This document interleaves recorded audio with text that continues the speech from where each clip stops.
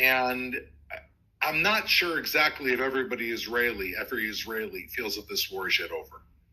Well, I think that most Israelis are willing and ready for the war to be over, provided if, as President Trump stated emphatically in his speech, that Gaza needs to be demilitarized and Hamas will disarm. I mean, if those two things happen, considering that we got the hostages back, I think that most Israelis are going to be ready and even welcome an end to this war. And more importantly, I think that they're going to welcome what President Trump seems to be cooking with this summit, which is now going to be held in the coming hours in Sharm el Sheikh, which is the signing of normalization agreements with the state of Israel, additional agreements, whether that's with the Saudis, whether it's with the president of Indonesia, who's supposedly scheduled to arrive in Israel tomorrow, and whether that's with Lebanon and Syria, countries that we thought would never be possible to have normalization with, and even perhaps Iran itself, with the president spoke in depth about the Iranian people actually wanting peace,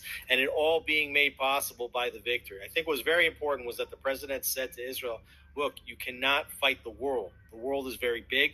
The world wanted this war to come to an end. I think many Israelis want this war to come to an end as well. And provided that the president makes good on his word that Hamas ultimately is demilitarized and no longer runs the Gaza Strip and no longer poses a threat to Israel, I think Israelis are going to celebrate this historic day, the last day of the holiday of Sukkot, just 2 years to the day on the Jewish calendar from when the war started, that this war will finally be concluded with a tremendous Israeli victory.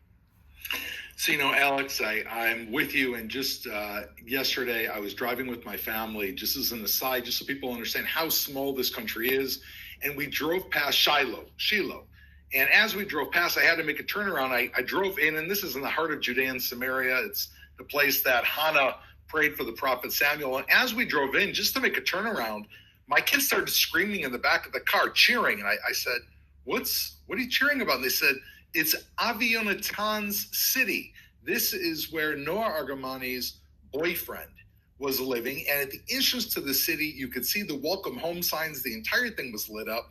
And I think, that's the symbol of the war, right? I mean, we saw Noah Argamani being taken into Gaza on that motorcycle with Avi Yonatan or walking very stoically, very strong behind her. And as Avi Yonatan's mother, Dita, said that, he could have actually gotten away, but he decided to stick it out with Noah Argamani, and now he's home and he's coming home with her.